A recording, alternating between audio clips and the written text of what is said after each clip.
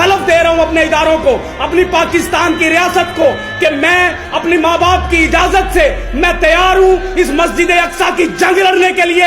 मैं अपने उम्मत मुसलमान को बचाने के लिए, नबी की उम्मत की बेटियों को बचाने के लिए, माओ के तहफ़्फ़ुज़ के लिए मेरी जान कुर्बान है। मैं फलस्तीन के लिए मर जाऊंगा, मैं कलमे के लिए मर जाऊंगा, पाकिस्तान के लिए मर जाऊंगा, लेकिन मैं कभी भी पीछे नहीं हटूंगा। कलमा हक है, मैं अदा करता रहूंगा, करता रहूंगा, करता रहूंगा।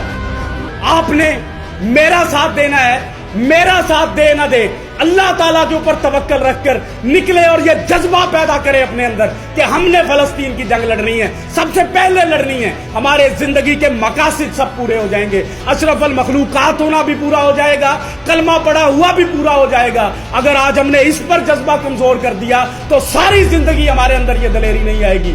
मैं आपको मिलता रहूंगा किसी ना किसी और हकीकत के साथ, और इसी जज्बे, इसी दलेरी और इसी हिम्मत के साथ इंशाअल्लाह ताला। आपने दुआओं में याद रखना है।